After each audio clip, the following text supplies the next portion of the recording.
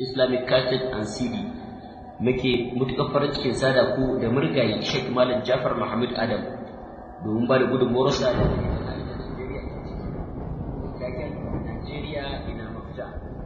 Sheikh Malam Jafar Muhammad Adam a iya neman mu a lambar waya da haka biyu takwas shida ɗaya tara shida takwas. Wassalamu alaikum.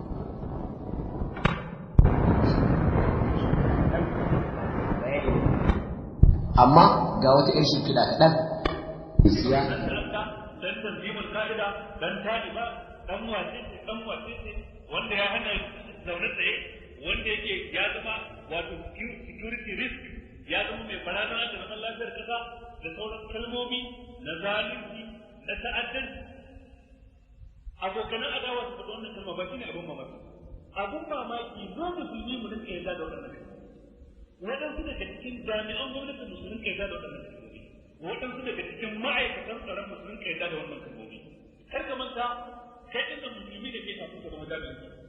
kuma za a yi maka kaya kuma kana musulmi kuma za ka mutu kana musulmi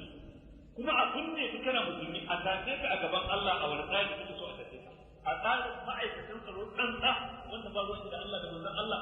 ba ruwan da addinin musulunci ko a tsarin musulmi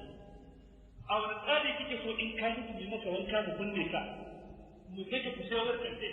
a tsarin constitution din Najeriya ko a tsarin kadan da hukumar Rasulullah ka faɗa mana wani tsari kake bukata kada siyasa ta mantar da kai asirin ka kada tsamana ta mantar da kai asirin ka kar aikin tsaro da SSS ne kai ko jami'in tsaro ko wani iri ko da ɗan sanda sarkin gargajiya ko ba wanne ne mukamin da kake da shi irin mutum da asirin ka ma'aikatan tsaro tsantsa wanda ba ruwan da Allah da manzon Allah ba ruwan da addinin musulunci ko a tsarin musulmi a wani tsari kike so in ka mutu mai maka wanka mu kunne ka mu sai ka fito war kace a tsarin constitution din Najeriya ko a tsarin kadan da hukumar Rasulullah ka faɗa mana wani tsari kake bukata kada siyasa ta mantar da kai asirin ka kada tsamana ta mantar da kai asirin ka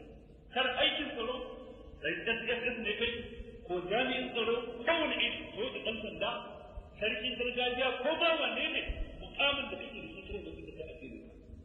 shi nan a gaban Allah shine idan ka je gaban Allah kana musulmi dan haka Allah yayi mana wasiya gaba ɗaya yace ya ayyuhal ladina amanu ittaqullaha haqqa tuqatih wa la tamutunna illa wa antum muslimun kar ku mutu sai kuna musulmai kar ku yadda ku mutu sai kuna kan tsarin Allah tsarin manzon Allah sallallahu alaihi wa alihi wa sallam dan me za a yi amfani da kai a cikin yin mawkin musulmi da hujjar yaƙi da adalci da hujjar wanda da zaman lafiya a ƙasa abin da kai ne abin bakin ciki ne abin da muka yi abin da magani da idan aka san kai su kuma aka ce hakan ila ana tsammanin ana zaton an kai su ne domin a ba su horo a kan tsari da ɗan zanzibar ƙa'idar Taliban dai kan gwamnati to abin tambaya a nan wurin Najeriya a gwamnati daga shekara hudun da Obasanjo da tafiyar da yake zuwa yanzu Najeriya a faɗa mana minti ɗaya da Najeriya take zaune ba wanda Najeriya take zaune Najeriya a tsaye take ƙamƙam da ita ka cikin da ake dago da Kagamu ɗan zanzibar ƙa'idar da suka yi na Taliban ne ka cikin da aka yi a ibada in zanzibar ƙa'idar da suka yi kashe-kashen da aka yi a jihar Kaduna da wanda aka yi a jihar Plateau da wanda aka yi a Tafawa Balewa da wanda aka yi kwanan nan da wanda aka yi kwanan nan a Numan dan ta zuwa kaida da suka yi ba an nan da suke ba ba ɗan ofis ne suke ba ba makasir da suke ba ba sanin zari ba ne suke ba ba katabawa da tsayawa da taro ne suke ba ba fatamawa da suke wani iskanci ba ba ana kallon su ba an kama kuma da ɗaya da mutum da an kama mutum da mutum da kai ko an yi jawa ɗaya da mutum hukunci nufi gwamnatin tarayya ta kira su dokar ta bashi a jihar Plateau saboda kasawa kuma wajen tsaron mutane to amma waɗanda suke cikin kan suna nan suna yawo da kansu ko kuci da dai babban su da hannun kowa ko mutum ɗaya ba kama jami'a kuce da yana nan damkar gani yana nan Salaman Dauki Clark yana nan wanda su ne cikakkun ɗan ta'addan da suka yi injiniyarin da ne da aka yi ta'addan da aka yi alwai da zan da garkawa da sauran wuraren da aka fi kyauta nan kwana-kwana wa aka ba idan jami'an tsaron mu neman yan tanzimul ka'ida suke ko ma su tanzimul ka'ida ta annabi daga sun farko zai kama su waɗannan mutanen da aka kama wa ko kama da mutaga wa ko kama da fari da baka wa ko kama da majaudawa wa ko kama da lauje ne dan ciyawa ba kuma ku bincika ta banka ne kowane coci ba mu yi muku istisna'i ba kowane coci inda ku samu makamai ba su ne shaki shigowa da makamai kansu a shekarar 1996 kwamishinan yan sanda na wancan lokaci Haji ya da wannan irin da gafara yake cewa makaman da kiristoci suka jirge a sabon gari ya fi makaman da rundunar yan sanda da aka rufe me aka yi wa aka kama har yanzu ba su nan ba su mutane yan kan a nan Najeriya uniform suke sawa na soja idan ana rikicin da suka kashe mutane da uniform da mobile police mutane nawa aka zo aka kashe mana a nan unguwar Dore da wanda aka kashe a Banjagara da wanda aka kashe a sauran unguwanni daban-daban duk ba sojojin gona ba da wanda suka sa kaya uniform ɗin sun da wasu da suka kashe mutane idan ana neman yan ta'adda ba ga sunan fili ba idan ana neman yan ta'adda ba ga sunan fili ba ku kama mutum ɗaya daga cikin wanda suke faɗa kan jihar Plateau ko jihar Kaduna ko jihar Adamawa wanda aka yi da kwanan nan ku yanke masa hukunci magana idan ku nuna mana cewa ko ba a yi amma da tabbaci na ma'aikatan tsaron waye kuma ya kuma tsaro ne sai ya kama ya je ya kama kuma a jiya mutane a daure to abinda muke kira da gwamnati ta gaskauta su waɗannan mutane cikin gaggawa ya kace shelanta kansa da kansa a matsayin mutumin da ya fi zaɓe karo na biyu dan takiyan waɗansu shekaru hudu doriya a kan hudun da suka wuce baya ya sake dawowa kan karagan mulki karo na biyu domin ya ci gaba da zartar da mugun nufinsa mugun kudurinsa mummunar aƙidarsa ta rusa da wargaza da lalata wannan ƙasa ya sake dawowa a karo na biyu da goyon baya da ƙarfafawa waɗansu mutane waɗanda suka yi aiki tukuru da kwakwalensu da tunaninsu da hankalinsu da kuɗaɗensu waɗansu sun fito fili an gansu waɗansu sun yi amfani da kafofin watsa labarai don tallata hakan waɗansu kuma sai su galbane da kullawa da kuncewa da saƙawa da haɗatan kullatan ba tare da an ji sautinsu a cikin wata kafa ta kafar watsa labarai ba waɗanda su suka fi kowa sharri mutanen da ake jingina su zuwa gare mu a ce musu ɗan arewa ko a ce musu musulmi ta fuskar sunaye da kuma cewa kowane ɗaya daga cikin su a ranar haihuwar shi an yanka masa ragon suna musulmi ta fuskar garurukan da aka haife su amma ba musulmi ba ta fuskar aƙida da imani da aiki na gari da bin dokokin Allah da bin umarnin manzon Allah sallallahu alaihi wasallam irin mutanen da ba su da wata manufa a duniya sai kare dukiya da taskance ta a cikin asusu na bankuna da ke cikin gida ko kasashen waje ga falallu waɗanda suka ha'inci Allah suka ha'inci manzon Allah suka ha'inci al'ummarsu suka ha'inci kawunansu ba su sani ba babu yadda za a yi ba su ya sake yin zaɓe a wannan kasa in za a yi zaɓe na sabilillah babu yadda za a yi Obasanjo ya samu damar likita alƙalan lissafin ƙuri'un da 'yan Najeriya suka jefa ya ɗora kansa ƙarfi da yaji in ba san goyon bayan irin waɗannan mutanen da na ambata ba mutanen da suke masu mummunan nufi masu munkutarci a zuci da muguwar zuciya da baƙar aniya suna cikin mu muna tare da su har ma ana girmama su ko a kira su da sunan alhazai ko a kira su da sunan shugabanni waɗansu sun rike kasan nan ada waɗansu sun rike manyan makamai ministoci waɗansu masu kuɗi ne waɗansu an cajin ɗaure su tun shekaru 20 ko 30 baya a matsayin su shugabanni ne amma ba sa wakiltar jama'arsu ba sa wakiltar unguwanninsu ba sa wakiltar jihohi ko garinsu ko ƙananan hukumarsu kai ko da ƙwariyar gidansu ba sa wakilta a Najeriyance suna da ta bukata za su samu kuɗin da suka sata yaya za su yi a samar da wata gwamnati za su haɗin baki da ita kacce wani yunkuri na kwato wa 'yan Najeriya abin da suka sata ko suka ajiye a gida ko suka kai kasar waje kai kar a san kaɗo karkashin filar su abin da suka sata kar a haɗa su da 'yan jarida da za su yi musu ƙwaƙwar wajen fallasa asirinsu na maɗuɗin kuɗaɗen da suka mallaka wannan ita ce manufarsu ba wakiltar jama'a suke ba wakiltar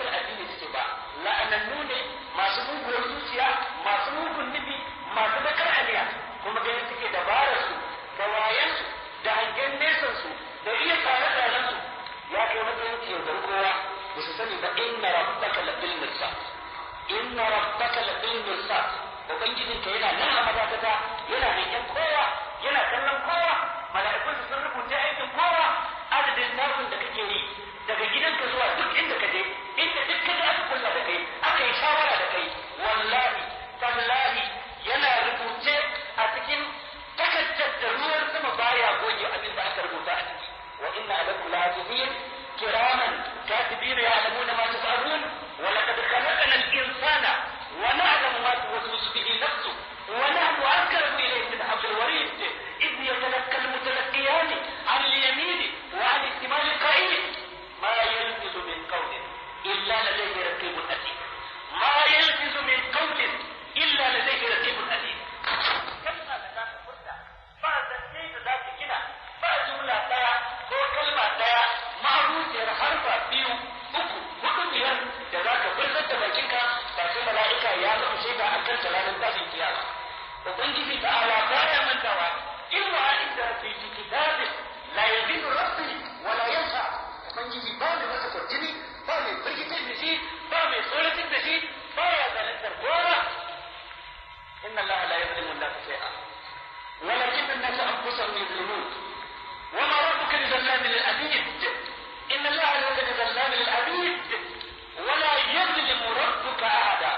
وبنجي تعالى ما يزال القوة هنا كالقوة كنت تكفر كنت سلعبك كنت كرية تسلم أرضك كسا كنت كالي كسا با أرضك با أرضك تهجل أيوار با أدين كن كلي وش يسنكم ولدك كوسي آيام zamanin ku a nan duniya ne kawai idan an yi kulankos sun cikin kun suka farko kun cutar umar kun kare tattalin arzikin kasa kun kyale kasa ba arzikin ba ku jin daɗin rayuwar ba ku addini ku kadai kuke son ku bauta daga ku sai ƴaƴan ku inna allaha la yuzlimu an-nasa shay'a walakin an-nasa anfusahum yuzlimun wa ma rabbuka bizallamin lil-'abid inna allaha laysa bizallamin lil-'abid wa la yuzlimu rabbuka ahada ubangiji ta ala baya zalunta kowa yana kallon kowa kun cuci kanku kun cuci kasar ku kun cuci al'ummar ku kun karya tattalin arzikin kasa kun kyale kasa ba arzikin ba ku jin daɗin rayuwar ba ku addini ku kadai kuke son ku bauta daga ku sai ƴaƴan ku zamanin ku a nan duniya ne kawai idan an yi kulankos sai ranar tashin kiyama a tara ku da ku da ire-iren ku tsinannu tambatattu a ce da ku azhabtu tayyibatikum fi hayatikum ad-dunya واستمتعتم بها اليوم تجزون عذاب الهون كذي kuke son ku bauta daga ku sai ƴaƴan zamanin ku a nan duniya ne kawai idan an yi kulankos sai ranar tashin kiyama a tara ku da ku da ire-iren ku tsinannu tambatattu a ce da ku azhabtum tayyibatikum fi hayatikum ad-dunya واستمتعتم بها اليوم تجزون عذاب الهون بما كنتم تستكبرون في الأرض بغير الحق وبما كنتم تفسقون أتي لكم أذهبتم طيباتكم kun cinye da kuka sun duniya ba ku ba aljanna ba ku ba hulɗi ba ku ba hutu ba ku ba inuwa sai rana sai kaskanci sai wulakanci a zaɓin kwalli ba su kun fi hayati kuma duniya kun cinye da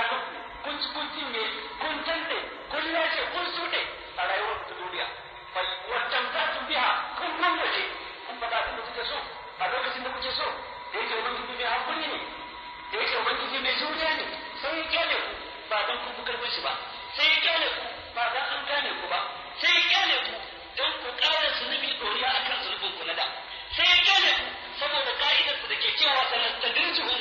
min haythu la ya'lamun wa amli lahum inna kaydi matin sai ya kyale ku dan lokacin zunubin naku ya wanda kuka dauka a da yawa wala yahmilunna athqalahum wa athqala ma athqalihim wala yus'alunna yawm al-qiyamati amma kanu yaftarun sai ce da ku fal yawma tujzauna azabahum a yau za a samar da muku da azaba ta wulakanci azaba ta kaskanci bima kuntum tattakbiruna fil ardi bighayri haqqi saboda girman kai da kuka rika yi a faɗa muku gaskiya ba bace gani kuke za ku iya sayan kowa ku sai dan adam ku sai dabba ku sai mota ku sai kwamfuta ku sai fada ku sai limamin juma'a ku sai sarkin gargajiya ku sai talaka ku sai mai kuɗi haka kuka ɗauka ubangiji duk da yake mai hakuri ne ya zura muku ido ya kyale ba gagarar sa kuka yi ba inna rabbaka labil mirsad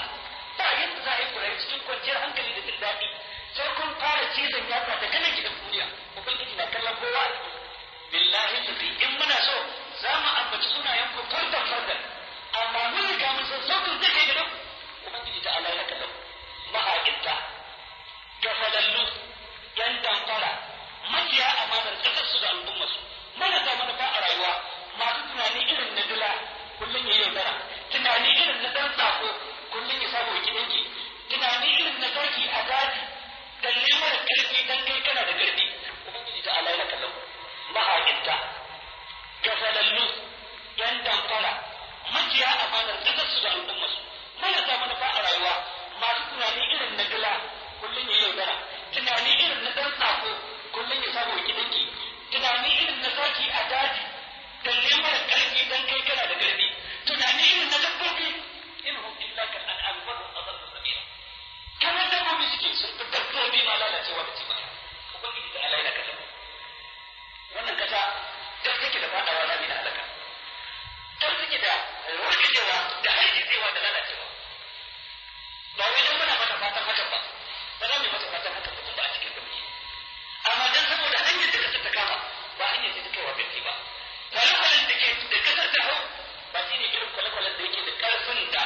zai iya kai kasar gaci ba zalunci ya mamaye kasa an nemi adalci an rasa ya zama tari sauti na gaskiya da rufin amana ya yi kasa sai sautin zalunci da rashin mutunci da fadanci da tumatanci shi kake ji daga wajen waɗanda ake kira shugabannin arewa ko musulmin arewa tabbas nake ci cewa matuƙar wanda ka tana cikin wannan hali babu yadda za a yi ta samu cin nasara na fita daga cikin matsalolin ciki dan ta kare ka'idar ubangiji nasara da taimakon Allah baya zuwa haka kawai a harha a kyauta abinda Allah ya gindaya na ka'ida wala yansuranna Allahu man yansur inna Allaha laqawiyyun aziz Allah na taimakon wanda ya taimake shi ta yaya mutane ku taimaki zan abinda Allah ya gindaya na ka'ida wala yansuranna Allahu man yansur inna Allaha laqawiyyun aziz Allah na taimakon wanda ya taimake shi ta yaya mutane ku taimaki zalunci ku taimaka wa azzalimi ku taimaka wa dan fashi ku taimaka wa dan daba irin ku dan fashi da makami dan fashi da makami ya zama waliyi amma ba wasu ba wannan ta fakar da dukkan wannan barka ce ana kasa su taimaka musu ce sai su wuce kuma ku ce kun taimaka Allah Allah ta cewa in tansurullahi yansurkum wa yusabbit aqdamakum wa la yansuranna Allahu man yansuru Allah na taimako wanda suka yi addinin sa Allah na taimako wanda ya taimake shi ta yaya mutane ku taimaki zalunci ku taimaka wa azzalimi ku taimaka wa dan fashi ku taimaka wa dan daba irin ku ba su ku taimaka wa yan daba kungiyar ku ba su gaba ɗayan su marnan su ta fi tabbata da fashi da makami dan fashi da makami ya zama waliyi amma ba wata ba marnan su ta fi karda dukkan wannan barkaci ana kasa su ku taimaka musu ce sai su wuce kuma ku ce kun taimaka Allah Allah ta cewa in tansurullahi yansurkum wa yusabbit aqdamakum wa la yansuranna Allahu man yansuru Allah na taimako wanda suka yi addinin sa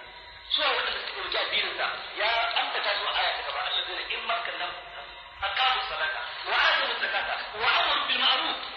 wa nahaw anil munkar walillahi aqibatu umur muna ba ku tabbacin cewa kasa duk da take da karfi in dai azzalima ce ba mu ce ba za ta rayu ta iya rayuwa lokaci mai tsawo ko gajere ko ta tafiya gwargwadon yadda Allah ya shata gwargwadon yadda hikimarsa ta so gwargwadon yadda umarninsa ya gudana amma dole sai ta rushe babu yadda za ta zama Allah ya ce wa kan Allah kana min karnatin fasrat ma'ishataha nawa ne daga cikin alƙaryu muna ne kasashen da muka rusa fasrat ma'ishataha irin waɗanda suka rinka bazar wato jijji da kai girman kai saboda rayuwa da suka samu kansu a ciki da jin daɗi abin da suke son zartar Allah ya kasance matakin ku ga gidajen su sun zama kangaye lam tuskar min ba'dihim illa qalila bayan wuce wasu ba wanda ya zauna a wurin kyale kan gwamnati dan ya zama ishara na cewa duk wanda ba Allah ba rushewa zai kullu shay'in halikun illa wajha lahu al-hukmu wa ilayhi turja'un wa kama halakna qablahu min qarnin hum ashaddu minhum batshan fa nakabu fil biladi ahli min mahis idan ku mai baladi an halaka da suka fito da baya in ku azzalimai ne munafikai ne tumazanci kuka iya an samu da suka fi tumazanci da zalunci da munafunci da lunkufanci da kijibi duk sun wuce a bayan halakar da su in kuna da karfin soja kuna da karfin yan sanda an samu da suka fi karfin haka kuma sun wuce a baya a tarihi an halakar da su kamar a kofin biladi halibin mahis ku duba ku bincika cikin kasa ku gani shin za ku samu ragowar waɗansu sun kai sun komo lokacin da azabar Allah ya zo nan a kofin biladi sun kai gano da wani sun yi yamma sun yi gabas sun yi kudu sun yi arewa suna neman halibin mahis shin akwai mafaka akwai matakala akwai wurin kuya babu wurin kuya idan Allah ba Allah shigo inna fi zalika la zikra liman kana lahu qalbun aw alqa sam'a wa shahid ya Allah ina da tabbacin wanda suka taimaka wa Obasanjo saboda waɗansu daloli da za a ba su ko dan saboda sun yi wata barna a baya ba ta kai Obasanjo ya amfani da wannan damar ya sa su cikin yan adawa ya bincika su ya yi amfani da yan jaridun kudancin kasar nan musamman na kudu maso yamma su yi ta fallasa asirinsu don haka suka taimaka musu su da kansu za su ce in ya su sun da dama nan da wani lokaci da kusa ko na nesa ina kira yan uwana musulmi masu kishi mu tabbata kan manufa mu tabbata kan imani na gari mu tabbata kan ayyuka na gari mu tabbata kan maganganu na gari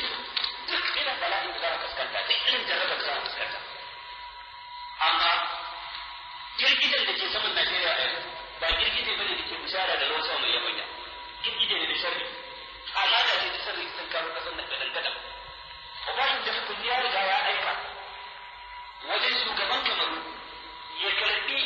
tsarin da ya fi wajen nisantar da musulmai na kasar Kamaru na arewacin kasar daga dukkan harkar mulki da siyasar kasar daga nan har zuwa shekara 50 mai zuwa in za a ci gaba da yin Kamaru ba wani musulmi da zai sa ran samun matsayi ko da na uku a kasar ba ma na biyu ko mutum ya zama shugaban kasa ba Obasanjo ya sa an riga an kawo masa wannan zai yi shugaban kasa a Najeriya da goyon bayan waɗanda suke nan da farlan da so goyi bayan sa waɗanda ake kai shugabannin arewa ko musulmin arewa waɗanda suke kullawa su kunci a cikin fayoyin gidajen su ana kallon su kuma an kyale su muna kallon su mun sa muku ubangiji subhanahu wa ta'ala da ke da hikima shi ya sani da zai lokacin da Fir'auna yake anna rabbukum al-a'la ubangiji ya sai kyale shi ya sake cewa ma alimtu lakum min ilahin ghairi ubangiji ya sai kyale shi wadansu malamai na tarihi suka ce tsakanin fadin anna rabbukum al-a'la da fadin ma alimtu lakum min ilahin ghairi shekara 40 ce a cikin Fir'auna bai ciwon kai ko masassara ko da ciwon suna don ubangiji ta ala kyale shi suka kai da sanar da rujuku min hasu la ya'lamu amma lokacin da aka so dammara Fir'auna da lokacin da ya ka dammara فكيف بيوم على وعلى تلك آمن أنه لا إله إلا الذي آمنت به بنو إسرائيل وعلى من المسلمين والأمر التي مسلمين لست مسلمين التي الآن أو يستطيع وقد أثبت قبل وكنت من المفسدين فاليوم ننجيك ببدنك لتكون لمن خلفك آية وإن كثيرا من الناس عن آياتنا لغافلون in ku kananan fara'ina ne ga babban fir'auna can ga muke tarihin sa baya abinda ubangiji ta'ala yayi wa babban fir'auna bai gagara bai wa kananan fir'aunoni daular Egypt daula ce mai tsohon tarihi a baya da take da habara da civilization din da ba irin na kun Najeriya ba ku karanta tarihi ku gani ina suke wata sabuwar su suke a zaman cikin su ko ku ga nan Abdullahi ba ku gani muna ba yayi to BBC ba ta da yamma da sai ka fito wa fara magana nan ba Allah ya riga mana hoton cikin Al-Qur'an wala nasau da alaynaka fala artahum bi simahum wala ta'rifannahum fi jahl al-qawl zabur ka jahl al-qawl wa fi ku saurara da ku sani sun fara daga jiya za su yi za su yi gobe za su yi jibi wallahu ya'lamu a'malakum haka Allah ce ubangiji da Allah ya duka ayyukan da kuke kullum da haka lalle yayin wa akwai bukatar tabbata akan dukkan jarabar da za mu fuskanta a wannan shekaru hudu da na masifa na bala'i fatan mai ubangiji ta'ala ya tabbatar da mu gama kan kuma da shi ina kiran malamai da masu wa'azi da masu fadakarwa su mayar da hankulansu da kulawarsu da kwazonsu da lokutansu wajen karantar da mutane addini da tarbiyyar mutane tarbiyyar ta addini tarbiyya ta addini nuna mutane ɗaukar darussa da tafsirar shugaban halitta annabi Muhammad sallallahu alaihi wasallam fadakar da mutane akan su samu kansu cikin kimtsi da shiri da tanadi na ruhi da imani da magana ta da aiki na gari da amana da rikon amana da tanadi wanda ido ke gani lalle al'umma ta riko da dukkan wani sababi na cin nasara na ilimi da kasuwanci da noma da kowane irin abu don fuskantar yakin da aka tilasta mu ba don mun ɗaura kalmar da za mu yi su ba ba don mun yi mitin cewa mun sa ranar da za mu fara su ba tilasta mu da za a yi ko mun ko mun so za a yi yaki a nan kasa na sa hankali ga fadin duka musulmi za ta ba ta san wannan a sa shi zama cikin tarihi cikin shi cikin kirki da roƙon Allah da imani da aiki na gari da addu'o'i ubangiji subhanahu wataala ba zai kunyata da mu ba ya ce wa kana haqqan alaina nasrul mu'minin wa kana haqqan alaina nunjil mu'minin ubangiji ya riga faɗa haka muna faɗa a zalimai su fahimci cewa lallai kokari suke da jefa kasar da cikin yakin basasa zargin jama'a Muhammad Buhari cewa yana kalmomin jefa kasa cikin yakin basasa ƙarya suke yi wannan kalmar ba ita ce za ta jefa kasa cikin musiba ba yacewa da basu da shi ne bala'i shi ne alkaba'i ita ce hamada ta sharri da ta faru shi ne babban bala'i zalunci ina ake mutan lantarki ina ruwan sha, ina zaman lafiya, gaba ɗaya hanyoyi suna rufe. Malaman jami'a ya riga na uku zuwa na hudu ba a biya su albashi ba, waɗansu daga cikin ma'aikata ba malamai ba a biya su albashi ba, sai ka ba albashi, dan sanda ba albashi a duk duniya. Ina ɗan sanda ta bai yakin aikin ba a Najeriya ba. To wannan shi ne zai kawo zaman lafiya ko shi ne zai kawo bala'i. Duk waɗannan abubuwan da ake yi da sharri da zama sun kawo bala'i da kalmar da zama Buhari dan kawai kuna so ko wajen da hankulan mutane kuma yadda mutane ka zalalu ban san a haske ba. Muna da kasashen da zamu ci tarbiyya tare. Ina Somaliya, ina Somaliya ta zama tarihi. Sai dai da zanta amma babu kasa babu gwamnati. Ta zama kowane ɗan daba ya kama wani kilomita wani ko da sai kama kasa ya yi sabuwar tutar sa ya ce sunan kasar sa. Wanda ba ya yi kan kilomita a me ya jawo haka? Shugabanni yan mulkin kama karya irin su sanya da sani suka je da kasar cikin wannan yakin ba ta saboda zalunci, saboda cin amana mutanen su. Yau ina Burundi, ina Rwanda, makwabciyarta. Yau ina Tahiti, gwamnatin Shata. Yau ina su Najeriya, ina su Sierra Leone. Ka duba halin da kasar da ta kowace zaman lafiya a kasar Sham kanta. Ko Djibouti, ko in ce Sahel Sahel, ko in ce Ivory Coast. Wani hali ya fasu take ciki. Duk mai kawo wannan shugabanni a zalimai irin wanda ke fito a wannan kasa. Duk ba ka gana wannan a tarihi wata kalma aka kawo makarantar ta Buhari, Somalia ta rarrabe, wata kalma aka kawo makarantar ta Janar Buhari, Rwanda da Burundi aka ci gaba da ko kuma in yi nannin shugabanni irin na Najeriya aka samu a wannan kasa ta kasar da kawai. Ku duba a tarihi kan kuma mutane wawaye gida da yawon da su kuma kana da ɗaukar hayar wajen su tsofaffin banza da gari suka san nasara wajen su maganganun banza a rediyo da talabijin ba za mu yaji da su san da wannan. Saboda haka haɗarin da kasance ke ciki kenan shugabanni a zalimai marasa mutunci.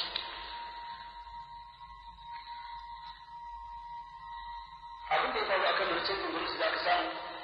abu ne da yawa kuma biya Allah godiya a kai. Ko shakka ba Allah muna gode maka kuma lallai mun ƙara imani doriya akan imanin mu da yaqini akan yaqinin mu da mun ga mun tabbatar tun da sai da aka samu akan yunkuri ne da ɗaruruwan mutane ko in ce dubunnan su ko miliyoyi suka tsaya ƙarin da nade suka ga tabbatarsa waɗansu ta fuskar shawarwarin su waɗansu wato ainihin ta fuskar kurkun su suka jefa waɗansu ta fuskar gaji da suka rinka yi na kurkun ba da rikicin jos na ɗaya da na biyu da na uku wanda ya maimaitu da rikitan jihar Bauchi da Kano da Shagamu da Lagos da Ibadan da sauran wurare waɗanda suke masu kabila. Amma rikicin nan makashe shi ne mafi muni, shi ne mafi tsanani. An kashe ɗaruruwan musulmi, an kona musu gidaje, an yi fyaɗe ga matansu, an kona dukiyoyinsu, an rusa masallatai da gidajensu, wanda ko shakka babu shi da ya haifar da tashin tasirin faruwa yau. Inda a lokacin da wancan rikici ya faru na yin wancan da gwamnati ta yi gaggawa, ta yi azanci, ta yi dabara, ta ɗauki mataki na gaggawa ta hanyar ƙafo mata da ƴaƴa maza da mata waɗanda kimanin sai kai 500 wanda aka farka daga hannun musulmi aka mai su bayi a yalwar shandam inda gwamnati ta yi ƙwazo ta karɓo ta kwantar da rikicin ta kasa waɗanda suke da ruwa da take ta zartar da hukuncin gaggawa a kansu na tabbatar da abin da ke faruwa ko ya faru a kanmu da bai faru ba. Amma su ne inda gwamnati ta yi da halin ko oho da ta nuna da rashin ɗaukar wani mataki na a zo a gani da shirin da shugabanninmu suka yi da rashin kowane tsari ɗaukar mataki na a zo a gani ko shakka ba da shi ya haifar da musibar da take faruwa a Kano ko in ce ta faru a Kano wanda ba na fatan sake maimakin ta a lokaci na gaba. Da saboda haka wannan muka yi ta da gwamnatin tarayya da ta ɗauki matakai na gaggawa don dakatar da irin wannan tashin abin da muke bin tsoro faruwar waɗannan al'amurra ba tare da kama waɗanda suka yi an yi musu hukuma ba yakan wata rana kar mu samu kanmu a halin da Rwanda ta samu kanta a ciki ko halin da Burundi ta samu kanta a ciki ko halin da Congo Kinshasa da Yiyar ta samu kanta a ciki ko halin da Liberia ko halin da Sierra Leone ko halin da sauran waɗansu ƙasashe daga cikin ƙasashen Afirka suka samu kansu a ciki. Likitan kiyasi da yan ƙasa ke yi wa junansu saboda bambancin aƙida ko bambancin addini ko bambancin yare ko bambancin yanki a sakamakon kasawar gwamnatocinsu da halin korafi a sakamakon zama na rashin adalci da gwamnatoci suke yi tsakanin da talakawansu. Ko shakka babu wata al'umma da ta yadda a kashe ta yau a kashe ta gobe a kashe ta jibi bayan jiya da shekarun jiya an kashe ta an take an yanka sannan kuma ta zai ido tana lura kawai ta zama ɗaya kallo ba ta ɗauki wani mataki ba. Shi da gwamnati take yi lokacin da dukkan rikici ke faruwa shi ne ya zaɓar da waɗansu sai da cewa lokaci ya yi da za su ɗauki makami su kare addininsu tun da gwamnati ta ji kare musu. Su tsare martabar masallatansu da makarantun islamiyyarsu da dukiyoyinsu da kasuwanninsu da ƴaƴansu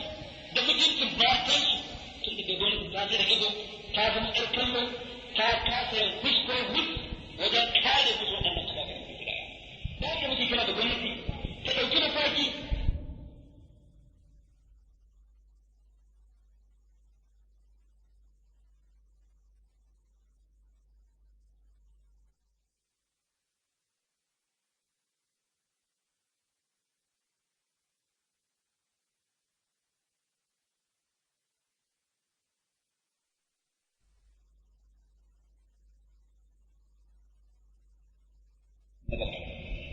wannan kiran mu kenan zuwa ga gwamnatin tarayya. Kira na biyu muna fuskantar da shi ne ga gwamnonin jihar Arewa, gwamnoni 19 na yankin Arewa waɗanda mafiyarin jayyata musulmi kafa kotun adalci zakar da hukunta na adalci akan waɗanda duk suke da ruwa da tsaki wajen kisan kiyasin da ake wa dukkan wani ɗan Najeriya da aka masa. Wannan shine abin da zai dakatar da faruwar irin wannan tashin da tashin hankali a lokuta na gaba. Wannan kiran mu kenan zuwa ga gwamnatin tarayya. Kira na biyu muna fuskantar da shi ne ga gwamnonin jihar Arewa, gwamnoni 19 na yankin Arewa waɗanda mafiyarin jayyata musulmi ne, kuma a yankunansu ne wannan tashin take ci har yanzu ta ƙi cinyewa. A yankunan kuma ake wannan kashe-kashe da kone-kone. A duk da yake wajibi a kansu su fito da su tanke a duk da kuma su fiye su tare da kuma mutane su tare tare su ba su kyau ba su gida ba su ba su kai ba shi na bin tarihin ta kasar da nuna musulmi ne kamar shafuna da irin da suka wulakantar da addinin musulunci suka wulakantar da sarauta suka wulakantar da haƙƙin talakawansu suka lura da gwamnatewarsu da horewarsu da morewarsu da kudin da za su samu da bukatunsu na duniya suka manta da bukatar addini ubangiji ta ala ya dangara su ya wulakanta su ya fuskantar da su. Muna faɗakar da ku wannan tun kafa wannan tarihi baƙi mai bita kan ba ma ta kama da tarihi mai bita kan domin mutuncinmu da mu da ku haɗe ka da juna. Babu yadda za a ɗauki ya mutunci ɗayan ya wulakanta, amma babu yadda za a ɗaya ya wulakanta ɗayan ya ɗauka mutuncin sanannen a cikin mu. Mutuncin ɗayan yana haɗar ɗayan, wulakantuwar ɗayan tana haɗar ɗayan tsakanin kowane sarki da talakawan ƙasar. Ya kamata mu sanar da ku wannan ku tabbatar cewa ababen tambaya ne ku a gaban Allah da mun tasu kiyama. Idan mutum ya kalli sarakuna zai iya kasance kashi. Irin waɗannan sarakuna su suka fi zama kaɗan. In an tashi buga misali a kowane dandali na hira da tattaunawa a birane da ƙauyukanmu mutane na haddace da irin waɗannan sunaye. Sarkin birnin Gwari, Alhaji Zubairu Mai Gwari, Sarkin Dutse, Sarkin Kazaure, Sarkin Bargu, Sarkin Sulaida, Sarkin Bika, Sarkin Askira a Bantakin Jihar Borno, Shehun Dama, Sarkin Biyu, Sarkin Katsina da sauran waɗansu ɗaiɗaiku makamantarsu. Amma waɗannan su ne matsayarsu da taimakonsu da kulawarsu da haƙƙin talakawansu yadda wannan sauran waɗanda ake buga misali da su ta buga wannan kasin farko kenan daga cikin sarakunan. Kashi na biyu daga cikin sarakunan waɗanda jama'a suke kuka da su musamman a daidai wannan lokaci, musamman a daidai wannan jamhuriya ta uku, musamman a cikin wannan baƙin mulkin abu.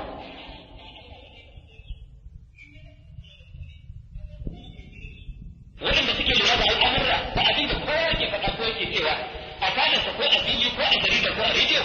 ko suka ba ana kuka ana tuhuma ana zargin waɗannan sarakuna guda biyu ko in ce waɗansu daga cikin sarakunan waɗanda waɗannan suka fi fitowa fili.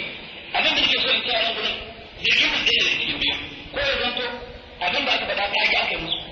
wannan lana zai tabbatar musu a wajen ubangiji an yi musu kage ko ya zanto abin da aka faɗa gaskiya ne ba su damu da al'umma su ba ba su da kishin mutum ba su damu da haƙƙin talakawan su ba to ana faɗa musu da ake gafa ake musu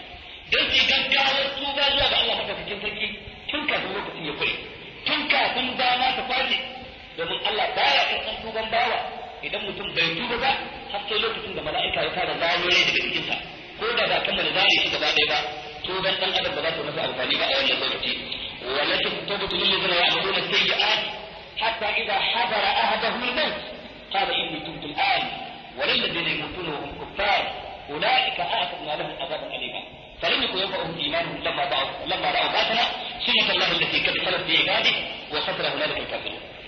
ذاك من كده ده من كنا سوره يوسف to har gaskiya ne zargin da ake musu shi kokarin tuba zuwa ga Allah suna da lokacin ne in sun tuba Allah ya karba suna da dama na minti goma da yake musu a karshe da yawa ko awa ɗaya ko kwana biyar ko wata ɗaya su gyara abin da ya wuce a baya ya kasance sun samar da alhasarat waɗanda za su goge as-sayyi'at din da suka a baya dan a mu'amalan ta ranar tashin kiyama bisa ga ka'idar faɗin Allah ta'ala innal hasanati yuzhibuna as-sayyi'at zalika dhikra lidh-dhakirin lalle kyawun ayyuka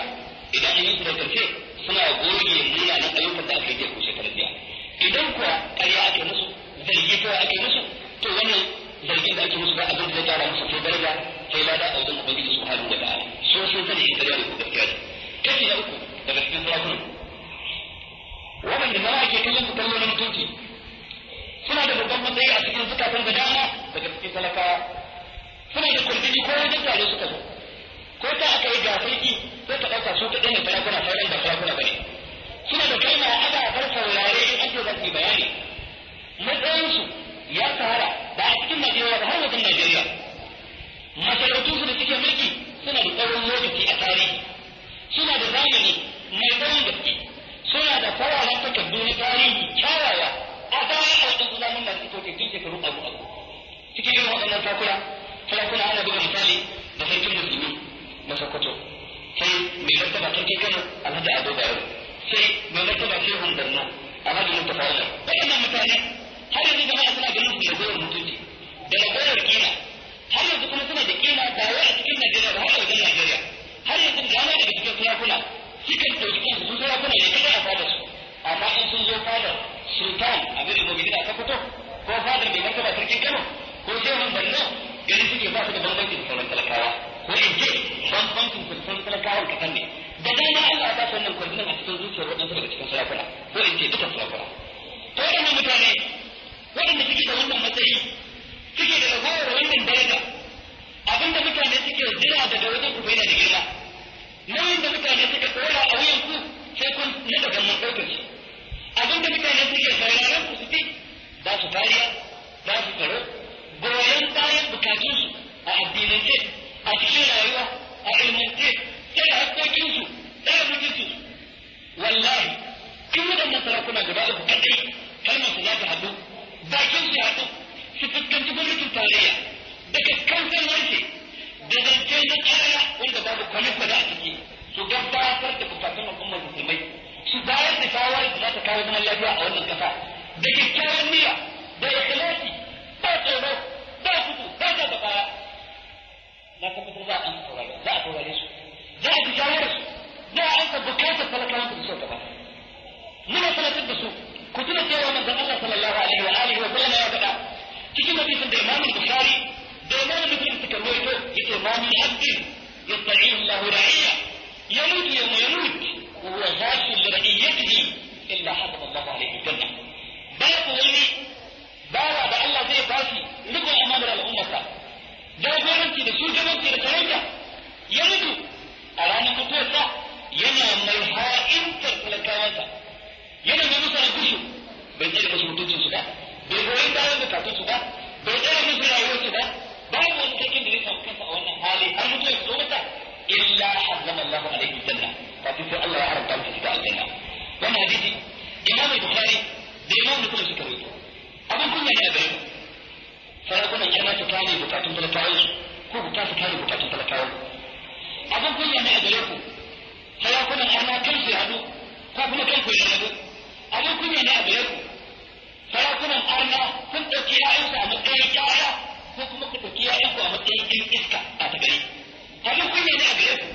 sarakunan arna da shugabanninsu su kare mutunci ko ku ki kare mutuncin talakawa ku ki kare martaba talakawa wallahi wannan abin kunya ne abin kunya a duniya sannan abin kunya a gobe kiyama din da fito ba gwamna Bariye ya ga gasarar gwamnatin jihohin musulmi misali yadda ake shugabanci Allah kalli shi shugaba na da bukatar mutanensa su yan mutanen da bukatar su kashe dukkan wanda ke kalmar shahada ba wai sai da Hausa kadai ba ba sai Fulani ne kadai ba gwamna Dariye ya fito ya yi bayani ya yi fassara yace kalmar JOS abbreviation ne na Jesus is our Savior ma'ana Jesus shi ne mutum haka ya kaso fili ya fassara kuma yace ba wani abin da ake yi kuma yace wanda suke zaune a Jos musulmi sawan da Hausa ne ba Fulani ne ko da ne ya tabbatar cewa yana zaune ne a Jos alaƙa da zaman Jos kamar alaƙar mai haya daga gidan haya idan kana haya a saka mutum akwai zai yi karfi da haka kana Jos akwai shi da ya zai isa ta mutum ka ba Hausa ko mun Najeriya cinka ko mun Dimokuraɗiyya cinka ko mun Fulani cinka ko kai biran ne ko kai kowane ɗan kabila da mutum kana fita kalmar la ilaha illallah Muhammadu Rasulullah saboda ajandar da ya sa yi kansa a gaba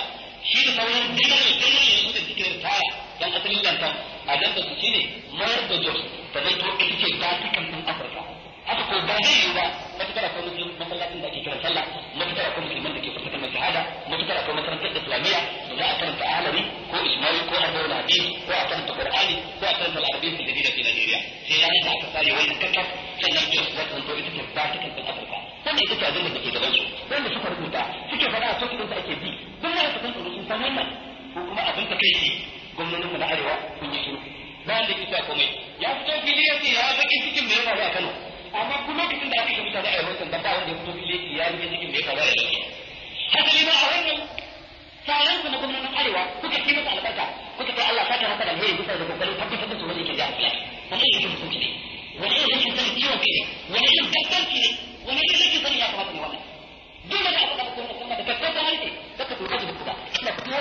ba da Allah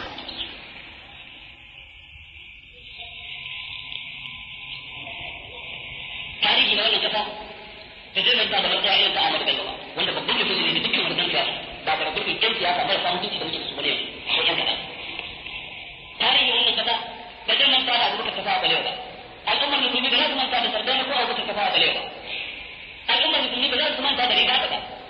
tarihin wannan kasa ba zai manta da sarkin Kano Ali ba da sarkin Kano Abdullahi ba tarihin wannan kasa ba zai manta da sarkin Kano Usman Ali ba tarihin wannan kasa ba zai manta da sarkin Mina Alhaji Ahmad Bahadur ba da sauran manya-manya sauran cikin 'yan siyasa cikin sarakuna cikin sojoji ko wasu da dukkan 'yan sanda ko shugabannin al'ummomi da suka taka rawar gani wanda har suna da za su gushe ba suna yaban su suna yin su addu'a ta alkhairi domin al'umma ne jama'a ne su da suka rayu ba dan kawunan su ba ba dan motar shigan su ba dan akawun su na ajiyar kuɗi na gida ko waje ba su rayu da al'ummar su dan addinin su dan talakawan su rayu da ba dan gidan da su samu ba a'a su rayu dan jama'a su dan martaba su dan kimar addinin su ta haka ba za a manta su ba fatan mu ubangiji ta Allah ya kansu da gafara fatan mu ubangiji ya maimaita mana ire-iren irin su a tare fatan mu ubangiji ya albarkaci gidajensu da ƴaƴansu fatan mu ubangiji ya yafe musu wadansu kurakure da suka yi a lokacin rayuwarsu fatan mu ubangiji ya tabbatar musu da cikin alherin da suka tabbatar suka gasa irin wanda har yanzu muke jin daɗin sa a wannan kasa dukkan wanda ya mutunci ba za a manta da shi ba haka wanda ya rike mutunci ba za a manta da shi ba ina sake kira karo na biyu da gwamnatin tarayya da za su kallon waɗannan matsaloli waɗannan fa wata karamar ce ta shari wadda take radar da wannan kasa da firgitar da ita da shelar da wa matuƙar wannan kararrawa ba ta daina kaɗawa ba ƙasar na dab da yagewa ƙasar na dab da taitaikewa da karkatuwa da rarrabuwa da daddatuwa gida-gida ya kamata ku rubuta lura da wannan a dabbanci irin wata kuma sun mulki sai su ga cewa tun da sun sanar sun mulki da shi ke ba sa tunanin bai zai biyo baya cikin talakawan su yayansu a rashin lissafi na wajen suna mulkin ba sa lura da abin da su za su bari a baya su yi izina da abin da su aka bar musu suka kai ya kamata mu gane cewa Najeriya kasa ce wadda ta suke da kididdibuwa ta fuskar kabilu ba kabila da wasu ba Najeriya tana da addinai ba addini da bane Najeriya tana da yankuna ba yanki da bane ba waɗannan addinai da waɗannan yankuna da waɗannan kabilu su ne suka haɗu suka ga yarjejeniyar da ko dai suka yi da ita ko suka gada daga wajen turawa suka zama Najeriya babu yanda za a yi sai ya farlanta samuwarsa ya yi ƙoƙarin kawar da kai sannan a ci gaba da zaman lafiya ba zai yi ba babu yanda za a yi wani yanki ya yi ƙoƙarin tauye haƙoƙin wani yanki sannan kuma a zauna lafiya ko wata kabila ta yi ƙoƙarin hana wata kabila numfashi sannan kuma a zauna lafiya kasa ce wadda take buƙatar mulki na adalci, ƙasa ce take buƙatar shugaban da zai kalle ta kallo na gaba daya, ba ya kalle ta da ido ɗaya ba, kallo zuwa ga yankinsa, kallo zuwa ga kabilarsa wanda yake dangantuwa zuwa gare ka. Najeriya ƙasa ce da take buƙatar shugabancin da yake gudanar da adalci da sanin ya kamata da yin dukkan waɗansu ayyuka da ci gaban ƙasa a kowane sashi da bukata ta nuna akwai bukatar a samar da wannan a kudu ne ko arewa. Ƙasa ce da take bukatar raba arzikin ƙasa bisa ga adalci, ƙasa ce da take bukatar raba dama ta yin karatu ga kowa da kowa bisa ga adalci, ƙasa ce da take bukatar raba dama ta yin ayyuka a ma'aikatu na gwamnatin tarayya da dama ta shiga aikin soja ko ta ɗan sanda ko dukkan wani aiki na ƙasa ga dukkan al'ummar ƙasar gaba ɗaya tare da lura da lissafin su ta fuskar yawa. Babu yadda za a yi ga wata kabila tana dauke da mutane miliyan 20 a tashi da ta fuskar mukamai a raba ta da kabila da population din bai wuce 5 ba. Kowace za a ba ta wakilci a cikin ma'aikatu na gwamnatin tarayya gwargwadon yawan jama'ar su da kuma al'ummata. Yadda ana son a zauna lafiya a ƙasa mai irin wannan gwamnati, mai irin wannan karkatun jama'a, matukar za a yi Najeriya. In ko ba za a yi ba Najeriya to kaga wannan wani mutum ne da dauke. Abin da ba za a yi adalci ba to yana nufin ba za a yi Najeriya ba. Da ka ji masu shugabanni su fuskanci wannan. Babu yadda za a wata kabila ta yi kaka gida kan dukkan ma'aikatan gwamnatin tarayya a zauna lafiya. Babu yadda za a mabiya wani addini ta yi kaka gida kan dukkan matasan ma'aikatan gwamnatin tarayya sannan kuma a zauna lafiya. Domin yin hakan ya ci karo da tsarin na federalism, ya ci karo da demokradiyya, ya ci karo da haƙƙin ɗan adam. Hakan abin da zai iya haifar da tashin da yawan kashe-kashe da yawan tashin hankali da likita wata ba ta da iyaka. Ubangiji subhanahu wa ta'ala cikin hikimarsa ya halitta mutane ya ɗaura bukatun suna haɗu da juna. Babu yadda za a yi in iya biyan bukatar kai na ni kaɗai in saka baka biya ba. Kudu na bukatar arewa, arewa na bukatar kudu. Kudu na bukatar arewa ta fuskar amfanin gonar arewa, dabbobin arewa, kayan marmarin arewa, tattafi da tumatiri da albasa da komai na arewa, da sauran bukatu da arewa take samarwa a matsayin Najeriya don Najeriya ta gaba da zama. Arewa na bukatar kudu a waɗansu bukatu na man fetur ko waɗansu kayan ma'adanai. Kowa na bukatar kowa, matukar za a yi kasar to za a yi da bisa ga tsari na adalci ko kuma a kowa ya kama gabansa. Wannan shi ne abin da ya kamata shugabanni su rinci. Ko mana kare kira. Ga gwamnan jihar Filato da ƙabilu na asalin jihar Filato duk wani yunkuri da za ku yi na ku kori waɗansu ƙabilun da ba naku ba musamman Hausa Fulani a cikin jihar ku ta Filato to kuna ba da lasisi ne da ƙarfin tsiya a kori mutanen ku da suke zaune ko a Kano ko a Jigawa ko a Bauchi ko a Zamfara ko a Sokoto ko a Kebbi. Zaman lafiyar shi ne ya ne mutanen su zauna a can don na ku su zauna a nan gurin. Zaman lafiyar shi ne gwamnati ta sa baki ku bar mutane su zauna a can don na ku su zauna a nan gurin. Amma an rika hankali da dabbobi ko ku kori mutane a can gurin. Ku karkashe su ko kuma nan gurin a jira muku ido a rinka kallon kwana daga muku fulawa ana cewa ya koyi da sannan su. Ku zama da dabbanci da rikin hankali da rikin sanin ya kamata. Bai kamata ma mutum ya yi tunani kan wannan ba. Daga ƙarshe ina kira da gwamnatin jihar Kano AIG wanda ke da sansani a nan Kano a titin BUK Doda da kenan ba Commissioner of Police na jihar Kano Brigade Commander na Kano sojojin Kano kenan mai nasara cikin Kano waɗannan mutane ya kamata su yi taro na gaggawa in ma za mu ci ba in sun yi ƙara maimaitawa dangane da abin da zan faɗa wani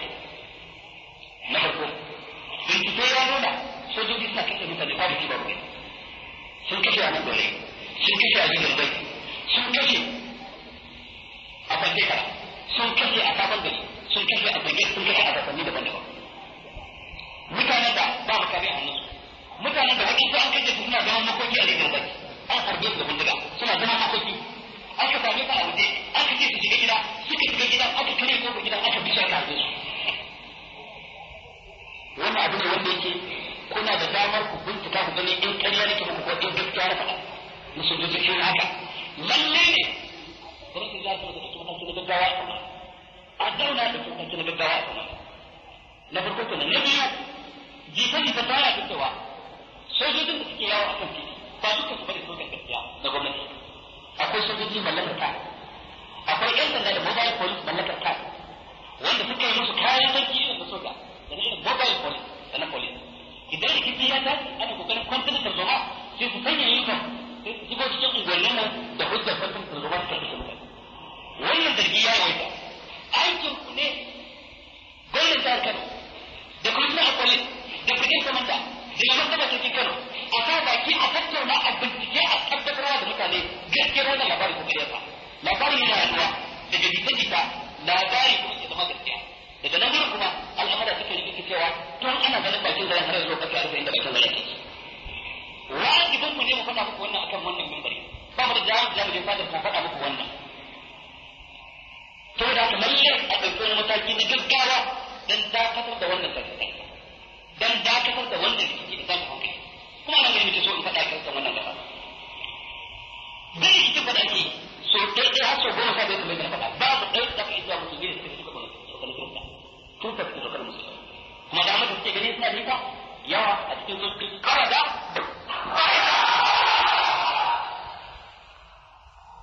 ya kamata ku kawo wani ku za a zauna lafiya. Ku daina tayar da hankalin mutane. Ku daina bin mutane gidajen su ko garurukan su kawai don suna shigogi ko yankunan da kuntun su yawa. Wannan ba zai haifu ko ƙara ido ba. Wannan bai zai zaɓa da lafiya ba. Duk ƙarfin mai ƙarfi ba, in bai yi wa mai ƙarfin ƙarfi adalci ba, to shi wannan mai ƙarfin ƙarfin sai Allah ya ba shi dabarar da zai amfani da ƙarfin mai ƙarfin ya kasa mai ƙarfin. Allah ya sa mana aya cikin rayuwa da muna kallo. Da Allah ya wara suna da samun ƙarfin tsiya sai ya kwace musu hankali. Sai ya bai wa ɗan adam tunani da hankali sama da nashi. Sai ga ɗan adam guda ɗaya ya ga barkar rakumi 100, saniya 100. Inda Allah ya ba su tunani irin nasu na minti 5 da ya gidan.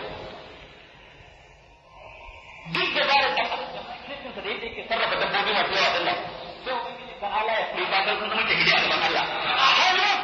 Har yau za su tsaya ko ba su iya sarrafa makarantu sai su iya. Tun da ba su iya kera abu sai sun kera. Tun ba su iya fuskantar tanka sai sun fuskance ta. Daga wannan lokacin kai mai tankar kai kake cikin tashin hankali ba su da suke waje ba. Sun sa da inda suke za su gudu. Kai da kake cikin tankar ba ka da wani gudu. Ya kamata ku yi hankali kar ku zama tankar. Kar ku zama wawaye. Suka shirya zanga-zanga ta lumana a nan birnin Kano ba su sai da ya gabata. Zanga-zangar da aka yi ta aka kammala lami lafiya kamar yadda dukkan kafofin watsa labarai na gida da wasu Najeriya suka ba su. Kamar yadda ma'aikatan tsaro da kansu suka ba da shaida. Ba abin ta kai shi da bakin ciki shi ne. Yadda waɗansu daga cikin samarinmu daga cikin masu ƙarancin tunaninmu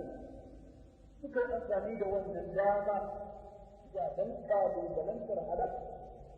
Waɗansu daga cikin samarinmu masu kishin addinin musulunci suka shirya zanga-zanga ta lumana a nan birnin Kano mako sai da ya gabata. Nau'ika na zanga-zanga da ake yi a ƙasashe da dama Indonesia da cikin haifar da waɗansu daga cikin samarin masu kishin addinin musulunci suka shirya zanga-zanga ta lumana a nan birnin Kano mako sai da ya gabata. Kishin addinin musulunci suka shirya zanga-zanga ta lumana a nan birnin Kano mako sai da ya gabata. Zanga-zangar da aka yi ta aka kammala lami lafiya kamar yadda dukkan kafofin watsa labarai na gida da wasu Najeriya suka ba su. Kamar yadda ma'aikatan tsaro da kansu suka ba da shaida. Ba abin tafi ya zo mana cewa a wannan ranar ta Juma'a da La'asar waɗansu yan uwa da suka cikin sabon gari duk da yan kabilar Ibo din suka rinka bin dukkan wani musulmi musamman da hausar musulmi ko mafulatinsa. Zuraɗe su gije musamman masu sana'ar ɗan sabu-sabu da ‘yan ƙasa. Su kone masu ɗin ko su wawa su zuciya har da aka yi ne tun da aka kan har wani da ya ci baya. Wanda wannan shi ne abin da labarin da ya yaɗo a cikin gari gaba ɗaya wanda kuma ya sa aka wayi gari da nan kadar da gagarumar su kuma da. Ɗan da zai sun yi amfani da wannan kore na a cikin sabon gari wajen kada waɗansu masallatai. Wajen kawo karfi da kasuwar da ke Galadima Road da wayar da dukiyar mutane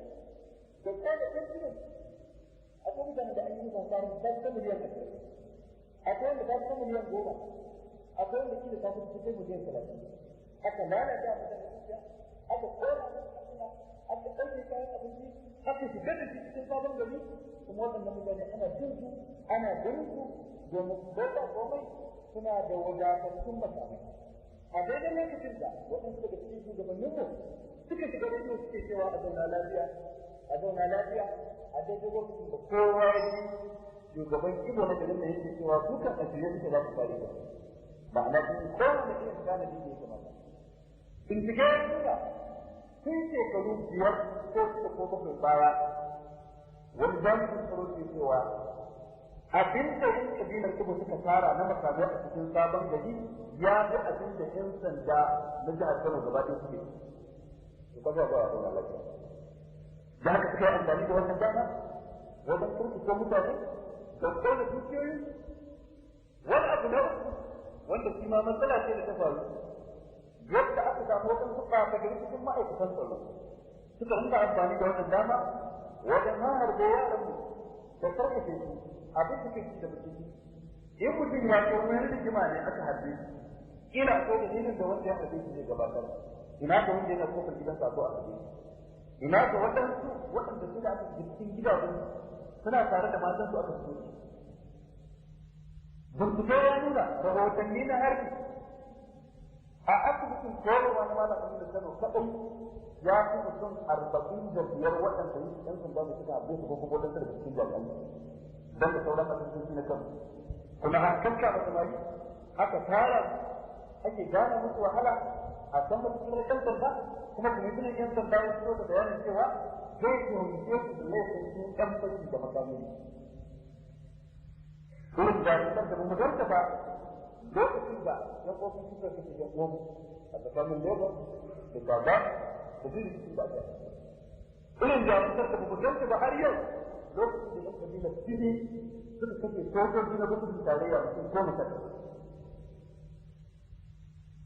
Irin jami'an da mu ganta ba lokacin da ɗaya daga cikin manyan shugabannin kabilun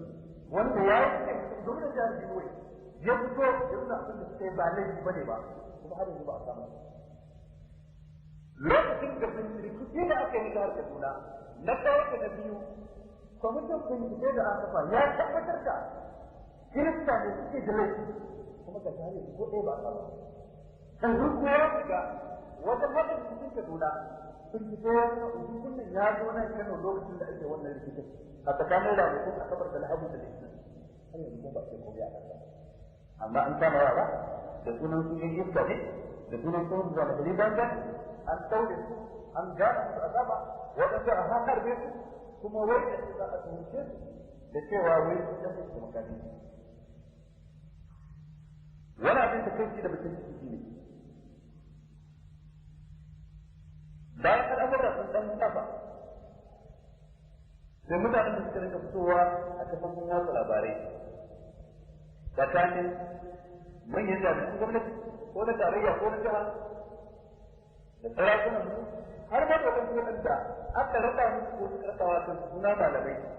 suka fito suna cewa wani suka kasa rigimar nan da yin iska ne duk wanda ya kawo kansa waɗanda suke rigimar nan da yin iska ne da wani gari banza ne mutanen banza ne talakawa ne da ba su da dukiya waɗansu da talauci ke damu shi mun kuma mun riga mun sani cewa a al'adance da shari'ance fuska ba ta taɓa yin juna biyu ba sai na kuda ta durkuta ta haifi ta har a samu suna ɗan iska wannan su kai cikin da muke ɗanguwanninmu da ƙauyukanmu da biranenmu mu ne muka durkuta muka haifi wannan ɗaɗin da muke yanzu kuma ya ce ya'yan da ne babu yanda za a yi dai balewa ta tafi akwai sai ta tafi balewa ya kota sai mu lura a madadin mu shagalta da cewa me ya haifar da wannan kike ko wannan fitsara ko kangarewa ta samarin su a sai dai kowa ya fito da yi iska shugaban kasa ma da yanzu nan garin abin da yake yi iska to ya ake cika mai iska waye ne mai fitowa ne an kyale yara ba makaranta an kyale yara ba tarbiyya ya za a ba su gari ba ya za a ba su ce ba kowace irin matsala ta faru a duniya hanyar da ake bi a magance ta ne ba ka so da matsala da maganin ta ba wannan ba zai magance matsala ba a'a farko me ya haifar da matsala na biyu me ya magani in ba ka bincika abin da ya haifar da matsala ba sababin faruwar matsala ba duk irin maganin da zaka ba ta yau ko da an warke yau da